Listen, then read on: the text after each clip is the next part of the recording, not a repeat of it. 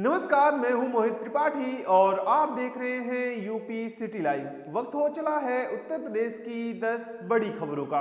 उत्तर प्रदेश विधान परिषद में बुधवार को एक बड़ा राजनीतिक विवाद खड़ा हो गया जब मुख्यमंत्री योगी आदित्यनाथ ने समाजवादी पार्टी और अबू आजमी पर तीखा हमला बोला। मुख्यमंत्री ने कहा कि सपा को अबू आजमी के बयान का खंडन करना चाहिए और उन्हें पार्टी से बाहर निकालना चाहिए। उन्होंने अपने बयान में कहा कि उस कमबख्त को पार्टी से निकाल दीजिए, नहीं तो उत्तर प्रदेश ले आइए, इलाज हम कर देंगे। इस पूरे विवाद की शुरुआत तब हुई जब महाराष्ट्र के सपा विधायक अबू आजमी ने औरंगजेब को महान शासक बताते हुए उनकी प्रशंसा की। इस बयान के बाद यूपी की राजनीति गर्मा गई और मुख्यमंत्री योगी आदित्यनाथ ने सपा पर सीधा हमला बोल दिया।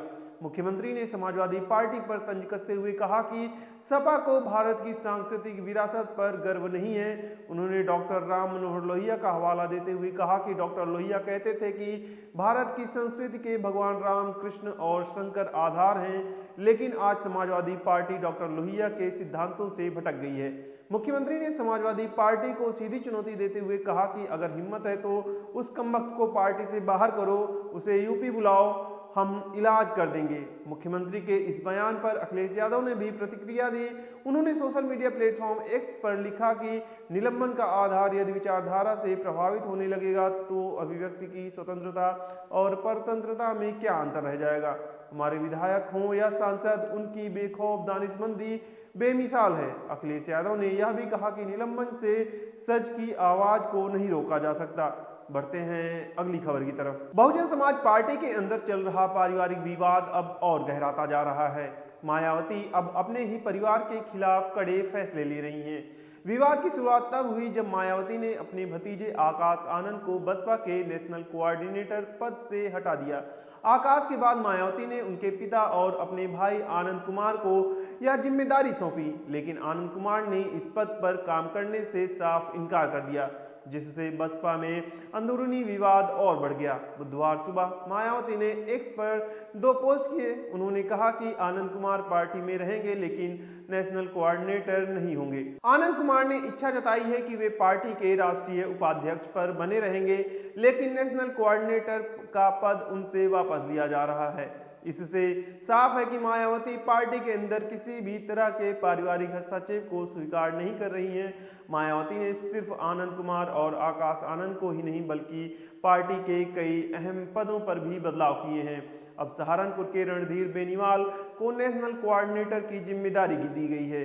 इसके अलावा राज्यसभा सांसद रामजी गौतम और रणधीर बेनीवाल दोनों अब मायावती के निर्देशन में पार्टी के नेशनल कोऑर्डिनेटर के रूप में काम करेंगे।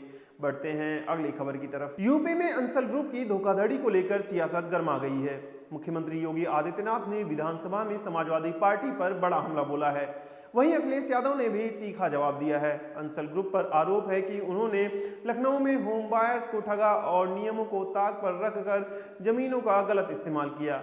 अंसल ग्रुप ने टाउनशिप के लिए मिली जमीन में ग्राम समाज, तालाब, नहर और सरकारी जमीन को भी शामिल कर लिया और फिर उसे बेच दिया। योगी आदित्यनाथ ने विधानसभा में अंसल ग्रुप को समाजवादी पार्टी की उपज बताया। उन्होंने कहा कि अगर अंसल ग्रुप ने किसी भी बायर्स के साथ धोखा किया है तो उनकी सारी संपत्ति जब्त की जाएगी। सीएम योगी ने साफ कहा कि दोषियों को पाताल से भी खोज निकालेंगे और सपा सरकार के समय की अवैध मांगों की जांच होगी। योगी के इस बयान पर अखिलेश यादव ने पलटवार किया है। उन्होंने सोशल मीडिया प्लेटफॉर्म एक्स पर लिखा कि अगर सब गलत था तो आप वहां बुलडोजर लेके जाते, उद्घाटन करने क्यों पहुंच गए। अखिलेश यादव ने कहा कि जिस अंसल सिटी को अब गलत ठहराया जा रहा है उसी जगह बने मॉल और हॉस्पिटल का उद्घाटन खुद मुख्यमंत्री ने किया था। अखिलेश यादव ने यह भी कहा कि सत्ताधारी पार्टी पर सत्ता को बेदखल करने का डर हावी हो रहा है और यही वजह है कि ऐसे बयान दिए जा रहे हैं। सीएम योगी के आदेश के बाद अंसल ग्रुप के खिलाफ एफआईआर दर्ज कर ली गई है। लखनऊ विकास प्राधिकरण ने अंसल प्रमोटर प्रणव अंसल, सुशील अंसल समेत 5 लोगों पर मामला दर्ज करवाया है। वहीं राष्ट्रीय कंपनी विधि अधिकरण दिल्ली ने 25 फरवरी को अंसल ग्रुप को दिवालिया घोषित कर दिया है। कंपनी पर एलडीए का 450 करोड़ रुपए बकाया है और अब यह पैसा भी फंस गया है। बढ़ते हैं अगली खबर की तरफ। मुख्यमंत्री योगी आदित्यनाथ ने बजट पर चर्चा के दौरान कई महत्वाकांक्षी योजनाओं की घोषणा की, इन योजनाओं को महापुरुषों के नाम पर समर्पित किया गया है। महत्वपूर्ण योजनाओं के तहत माता शबरी के नाम पर कृषि मंडियों में कैंटीन और विश्रामालय बनाए जाएंगे, जिससे किसानों और श्रमिकों को सस्ता भोजन और विश्राम सुविधाएं मिलेंगी। सरदार पटेल के नाम पर जनपदीय आर्थिक क्षेत्र की स्थापना की जाएगी, जिससे युवाओं के लिए रोजगार के नए अवसर सृजित होंगे। माता अहिल्याबाई होलकर के नाम पर श्रमजीवी महिलाओं के लिए हॉस्टल योजना चलाई जाएगी, जिससे कामकाजी महिलाओं को सुरक्षित आवास मिलेगा। उत्तर प्रदेश विधान परिषद सदस्य और भाजपा के प्रदेश उपाध्यक्ष मोहित बेनीवाल ने मुजफ्फरनगर का नाम बदलकर लक्ष्मीकरण करने की मांग की है।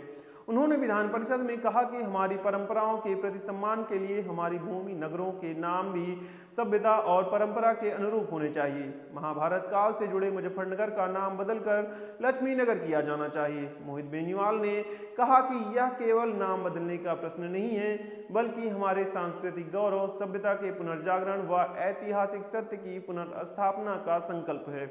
उन्होंने कहा कि मुजफ्फरनगर कोई साधारण भूमि नहीं है। महाभारत काल से जुड़े हुए इसी जनपद में सुकृताल में राजा परीक्षित ने ऋषि सुखदेव से भागवत पुराण का ज्ञान प्राप्त किया था। उन्होंने सवाल उठाया कि क्या यह उचित है कि यह पवित्र स्थान एक मुगल शासक मुजफ्फर अली के नाम से जाना जाए। यह क्षेत्र कृषि और व्यापार, आर्थिक संपन्नता के साथ गुड़ की मिठास का भी केंद्र है। लक्ष्मीनगर नाम क्षेत्र की आर्थिक प्रगति का प्रतीक बनेगा। बढ़ते हैं अगली खबर की। उत्तर प्रदेश विधान भवन में अब गुटखा और पान मसाला खाना भारी पड़ सकता है। विधानसभा अध्यक्ष सतीश महाना ने बुधवार को ऐलान किया कि अब सदन परिसर में गुटखा और पान मसाले का सेवन पूरी तरीके से प्रतिबंधित रहेगा। इस नियम को तोड़ने वालों पर 1000 रुपए का जुर्माना भी लगाया जाएगा। यह फैसला तब आया जब मंगलवार को विधानसभा मंडप के प्रवेश द्वार पर किसी विधायक ने पान मसाला थूक दिया था। जब यह मामला विधानसभा अध्यक्ष के संज्ञान में आया तो उन्होंने खुद मौके पर खड़े होकर साफ सफाई करवाई। सतीश महाना ने इस पूरे घटनाक्रम को गंभीरता से लेते हुए सदन में कहा कि यह सभी सदस्यों की जिम्मेदारी है कि वे विधानसभा की गरिमा बनाए रखें। उन्होंने आगे कहा कि मैं जानता हूं कि सदन में किस सदस्य ने पान मसाला थूका था। मेरे पास इसका वीडियो भी है, लेकिन मेरा उद्देश्य किसी को सार्वजनिक रूप से अपमानित करना नहीं है। उन्होंने संबंधित विधायक को व्यक्तिगत रूप से मिलने के लिए कहा ताकि भविष्य में ऐसी दुर्घटनाएं दोबारा न हो सकें। बुधवार को इस घटना के एक दिन बाद ही विधानसभा अध्यक्ष ने पूरे विधान भवन परिसर में गुटखा और पान मसाला खाने पर पूरी तरीके से प्रतिबंध लगाने का आदेश जारी कर दिया। उन्होंने सख्त निर्देश देते हुए कहा कि अब कोई भी विधानसभा परिसर में गुटखा या पान मसाला नहीं खाएगा। अगर कोई इस नियम को तोड़ता है तो उस पर 1000 रुपए का जुर्माना लगाया जाएगा। बढ़ते हैं अगली खबर की तरफ। प्रयागराज महाकुंभ 2025 ने न सिर्फ श्रद्धालुओं की आस्था को नया आयाम दिया, बल्कि कई परिवारों की तकदीर भी बदल दी। खास तौर पर उन लोगों की जो नाव संचालन, होटल, ढाबे और लग्जरी टेंट के कारोबार से जुड़े थे। लेकिन सबसे बड़ी सफलता की कहानी लिखी है नैनी के अरेल में रहने वाले माहरा परिवार ने, जिनकी नौकाओं ने 45 दिनों में करोड़ों की कमाई कर डाली। मुख्यमंत्री योगी आदित्यनाथ ने विधानसभा में खुद इस परिवार की सफलता की कहानी बताई। उन्होंने कहा कि समाजवादी पार्टी कहती थी कि नाविकों का शोषण हो रहा है, लेकिन सच्चाई यह है कि इस नाविक परिवार ने 45 दिन में 30 करोड़ रुपए की शुद्ध कमाई की है। यानी हर नाव ने औसतन 23 लाख रुपए की कमाई की और प्रतिदिन लगभग 50,000 से 52,000 रुपए की बचत की।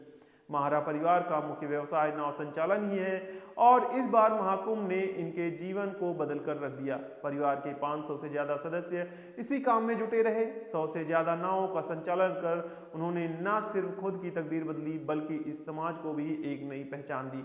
बढ़ते हैं अगली खबर की तरफ। लखनऊ की अदालत में कांग्रेस नेता राहुल गांधी को पेशी से गैर हाजिर रहना महंगा पड़ गया। कोर्ट ने उन पर 200 रुपए का जुर्माना लगाया और 14 अप्रैल को हर हाल में पेश होने का आदेश जारी कर दिया। अगर वे फिर नहीं आए तो उन पर सख्त कार्रवाई हो सकती है। मामला दिसंबर 2022 का है, जब राहुल गांधी ने वीर सावरकर को लेकर विवादित बयान दिया था। इस पर शिकायतकर्ता नृपेंद्र पांडे ने कोर्ट में याचिका दायर की थी। राहुल गांधी के खिलाफ आईपीसी की धारा 153A और 505 के तहत मामला दर्ज करने की मांग की गई थी। राहुल गांधी की गैर मौजूदगी पर कोर्ट ने 200 रुपए का जुर्माना लगाया है और 24 अप्रैल को पेशी अनिवार्य कर दी है। अगली बार गैर हाजिर रहने पर गैर जमानती वारंट जारी किया जा सकता है। राहुल गांधी के वकील का कहना है कि वे लोकसभा में नेता प्रतिपक्ष हैं और सरकारी कार्यों में व्यस्त होने के कारण कोर्ट में पेश नहीं हो सके। उन्होंने कोर्ट के आदेशों का सम्मान करने की बात भी कही। बढ़ते हैं अगली खबर की तरफ। उत्तर प्रदेश सरकार ने निजी स्कूलों की मनमानी को रोकने के लिए बड़ा कदम उठाया है। मंडलायुक्त डॉक्टर रोशन जैकब ने सभी जिला अधिकारियों और शिक्षा अधिकारियों को निर्देश दिया है कि वे यूपी स्वावित्त पोषित स्वतंत्र विद्यालय अधिनियम 2018 और इसके 2020 संशोधन को सख्ती से लागू करें। नियम के अनुसार हर स्कूल को अलग अलग कक्षाओं के लिए अपनी फीस संरचना तय करनी होगी। सत्र शुरू होने से 60 दिन पहले स्कूलों को अपनी फीस का पूरा विवरण जिला शुल्क नियामक समिति को देना अनिवार्य होगा। फीस की जानकारी स्कूल की वेबसाइट और सूचना पट पर प्रकाशित करनी है। अभिभावकों पर अनावश्यक आर्थिक बोझ न पड़े, इसके लिए फीस का भुगतान मासिक, त्रैमासिक या अर्धवार्षिक किस्तों में ही किया जा सकेगा। वार्षिक फीस वसूली पर पूरी तरह रोक रहेगी। डोनेशन पर भी सख्त प्रतिबंध रहेगा। बिना अनुमति के कोई भी स्कूल अतिरिक्त शुल्क नहीं लगा सकेगा। हर शुल्क के लिए स्कूल को रसीद जारी करनी होगी, जिससे फीस वसूली की प्रक्रिया पारदर्शी बनी रहे। इसके अलावा कोई भी स्कूल छात्र छात्राओं को किताबें, यूनिफॉर्म, जूते, मोजे किसी खास दुकान से खरीदने के लिए नहीं बाध्य कर सकेगा।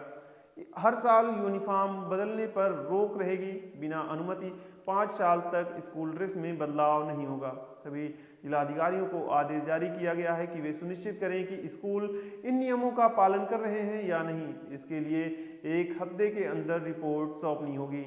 अगर कोई स्कूल इन नियमों का उल्लंघन करता है तो उनके खिलाफ सख्त कार्रवाई की जाएगी। बढ़ते हैं अगली खबर की तरफ। प्रदेश में मौसम ने करवट ली है। तेज हवाओं ने ठंडक बढ़ा दी है, जिससे लोगों को हल्की सर्दी का एहसास हो रहा है। देर रात से चली तेज हवाओं ने यूपी के मौसम को बदल दिया। राजधानी लखनऊ सहित पूरे प्रदेश में दिन भर 20 से 30 किलोमीटर प्रति घंटे की रफ्तार से हवाएं चलते रहीं, जिससे मौसम शुष्क बना रहा। लखनऊ में अधिकतम तापमान 28 डिग्री सेल्सियस दर्ज किया गया।